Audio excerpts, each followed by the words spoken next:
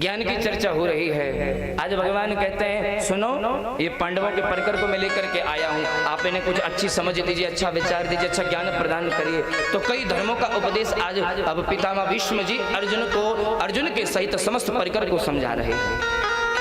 कई धर्मों के बारे में बताया है कि दान धर्मान, राज धर्मान, मोक्ष धर्मान विभागशः, स्त्री धर्मान भगवत धर्मान, समासव्यासयोगतः।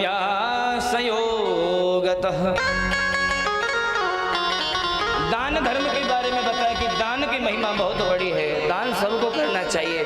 अगर जीवन में मनुष्य योनि प्राप्त करने के बाद में अगर कल्याण करना है तो दान भी करना चाहिए। राजधर्म के बारे में बताया कि राजनीति कैसे करनी चाहिए, राज्य का सदुपयोग कैसे करना चाहिए। मोक्ष धर्म के बारे में भी बताया है कि बोले राजनीति के चक्कर में अपने मोक्ष धर्म के मार्ग को मत बिगाड़ लीजिएगा। स्त्री धर्म के बारे में भी बताया, स्त्रियों की रक्षा करनी चाहिए, स्त्रियों को कभी हाथ नहीं छोड़ना चाहिए, उनका अपमान नहीं करना चाहिए। अब ध्यान देना बात को।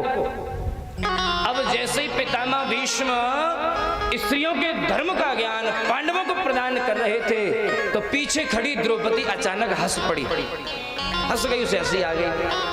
अब जब वो हंसी तो पितामह भीष्म ने पूछ लिया, देवी आप क्यों हंसी?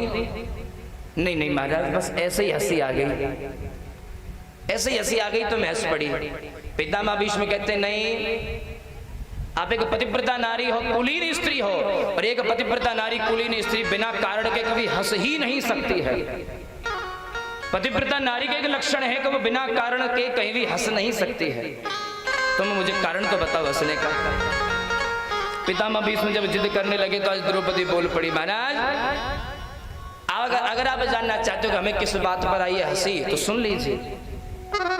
आज आप इन पांडवों को बड़े बड़े स्त्री धर्म का ज्ञान प्रदान कर रहे हो कि स्त्रियों का अपमान नहीं करना चाहिए, स्त्रियों का अपमान होते हुए नहीं देखना चाहिए, स्त्रियों को नहीं प्रताड़ना नहीं देनी चाहिए।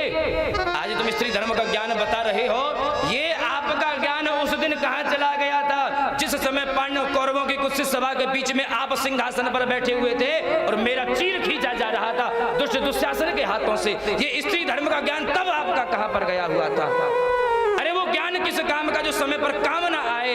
आज आप स्त्री धर्म का ज्ञान दे रहे हो, अरे जो ज्ञान अपना कल्याण ना कर सके वो ज्ञान किस काम का है? आप आज ज्ञानी बन रहे हो, तब अगर आप चाहते, अगर एक बार बोल देते दुशासन अलग हट, तो उसकी हिम्मत नहीं होती तो वो मेरे चीर को हाथ लगा देता, मेरी तरफ एक आंख उठा करके भी देख लेता। लेकिन आप मौन बन करके, मुख बन करके, सर नीचे करके बैठे रहे, लेकिन आप नहीं बोले और आज स्त्रियों के धर्म का ज्ञान यहाँ सिखा रहे हो, इसलिए हमें हंसी आ गई।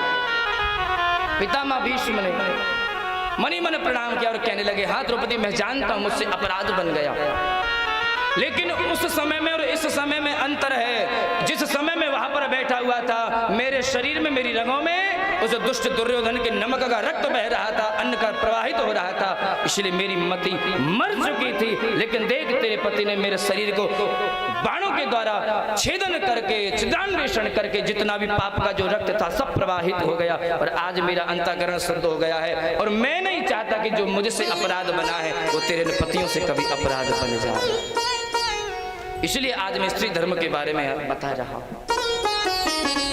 संतजन कहते हैं, रामचरितमानस में कथा आती है जटायु जी महाराज की, जो कि राम भक्त थे, और श्रीमद् भागवत महापुराण में कथा आती है पितामह भीष्म की। दोनों के करनी में और जीवनी में बस थोड़ा सा ही अंतर है, ज्यादा अंतर नहीं है, लेकिन इन दोनों के, इनके फल में बहुत जमीन आसमान का अंतर है। ये ज्ञानी होने के बाद भी इनकी बाणों की सैया इनको प्राप्त हो गई, और महाराज वो एक पक्षी राज गरुण होकर के, पक्षी राज होकर के, जटायु होकर के महाराज उनको राम जी की गोद प्राप्त हो गई। कारण क्या था? कारण केवल एक ही था, कारण केवल एक ही था कि पितामह भीष्म सर्वसमर्थ होते हुए भी उन्होंने एक नारी का अपमान होते हुए देखा। लेकिन एक पक्षी, एक जो जटायु है, वो जानता है कि सीता का हरण करके कोई ले जाने वाला कोई साधारण व्यक्ति नहीं है, वो दशापति लंकापति रावण है, वो चाहे तो मुझे मार सकता है, लेकिन मैं अपनी नजरों से, इन आंखों से अधर्म होते हुए नहीं देख सकता हूँ। वो लड़े, उन्होंने युद्ध किया, भले ही उनको मरना पड़ा, लेकिन एक स्त्री का अपमान होते हुए नहीं देखा। बस इन दोनों की करने में यही फर्क था, सर्वसमर्थ होते हुए भी नारी का अपमान होते हुए देखा तो बाणों की सैया प्राप्त हो गई, और सर्वसमर्थ न होते हुए भी नारी का अपमान न होते देखा, युद्ध किया, उसका विरोध किया। बस यही कारण था कि जटायु जी महाराज को राम जी की गोद प्राप्त हो गई। इसलिए शास्त्र कहते हैं कि जीवन में कुछ भी हो जाए, कभी भी नारी का अपमान नहीं करना चाहिए, नारी को कभी भी प्रताड़ित नहीं करना चाहिए। और ऐसा होते हुए जो लोग देखते हैं उन्हें भी महाराज पितामह भीष्म जैसा ही हाल भोगना पड़ता है। बोले गोविंद भगवान के